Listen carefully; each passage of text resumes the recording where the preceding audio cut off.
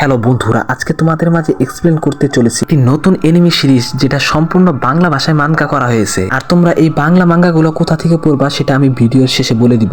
তো চলুন ভিডিওটি শুরু করা যাক। তো গল্পের শুরুতেই আমরা দেখতে পারি একটি ঘন জঙ্গল, যার ভিতরে একটি অদ্ভুত রকমের লাইব্রেরি ছিল, যার বইগুলো ছিল সম্পূর্ণ আলাদা।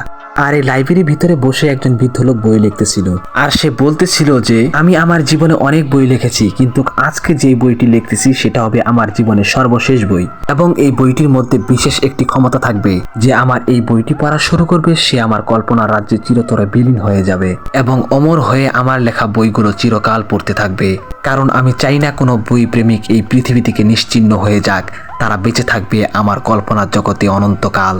এই কথাগুলো বলার পর বইটি লেখা শেষ হয়ে যায়। তারপর সে বইয়ের উপর একটি অদ্ভুত শক্তি প্রয়োগ করে, যার ফলে চতুর্দিক দিয়ে ধোঁয়া সৃষ্টি হয়ে যায়। এরপর বইটির উপর বইয়ের নাম ভেসে ওঠে, লাস্ট ড্রিম 6.7। এরপর শুরু হয়ে যায় সিজন 1 এর প্রথম এপিসোড, যেটা ছিল 2025 সাল। পর্বের শুরুতে একটি ছেলেকে দেখানো হয় যার নাম হচ্ছে মেহেদি। সে বলতেছে, ওরে আজকেও ঘুম থেকে উঠতে দেরি হয়ে গেল, ঠিক মতো বাসটা না ধরতে পারলে আজকেও স্কুল যেতে দেরি হয়ে যাবে।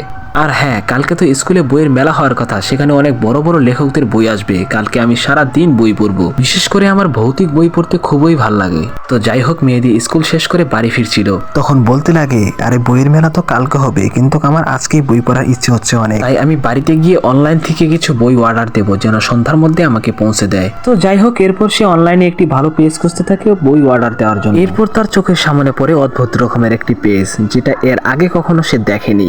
অদ্ভুত হওয়ার কারণ হলো সেই পেজের বইগুলো ছিল অনেক বড় বড়, কিন্তু দাম ছিল খুবই সস্তা, আর প্রত্যেকটা বই যেন কেমন রহস্যময় ছিল।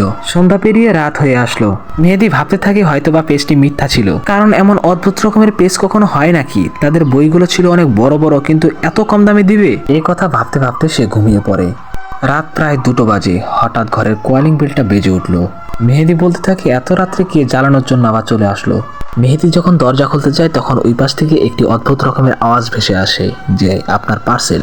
মেহেদি বলতে থাকে, আপনার এত রাত হলো কেন, আপনার কি গাড়ি নষ্ট হয়ে গেছিল না? কিন্তু দরজা খোলার পর কাউকেই সেখানে দেখতে পারে না, শুধু নিচে একটি বক্স রাখা ছিল। কি আজব ব্যাপার, টাকা না নিয়ে চলে গেল। অনেক রাত হয়ে গেছে, এই জন্য বক্সটি টেবিলের উপর রেখে মেহেদি শুয়ে পড়ে, কিন্তু হঠাৎই বক্স থেকে ধোঁয়া বের হতে থাকে। এরপর সে যখন বক্সটি খুলে তখন সেখানে বিশেষ ধরনের তালা দ্বারা একটি লক করা বই দেখতে পারে, কিন্তু সেটার চাবি কোথাও ছিল না। অনেকভাবে খোলার চেষ্টা করে কিন্তু সক্ষম হয় না, এই জন্য বইটি সে ঢিল মেরে মাটিতে ফেলে দেয়। কিন্তু আশ্চর্যজনক ভাবে বইটি মাটিতে না পড়ে হাওয়ায় ভাসতে থাকে। আর বইটির লক খুলে একটি পৃষ্ঠা তার চোখের সামনে চলে আসে, যার মধ্যে লেখা ছিল, আমার রাজ্যে তোমাকে স্বাগত। মেহেদি বইয়ের ভিতর আস্তে আস্তে ঢুকে যেতে লাগে, কিন্তু সে হাত পা কিচ্ছু নড়াতে পারছিল না, আর বইটি ঠিক আগের মতো বন্ধ হয়ে যায়। আর এই বইটি ছিল লাস্ট ড্রিম 6.7। এভাবেই সিজন 1 এর প্রথম নাম্বার এপিসোড শেষ হয়ে যায়।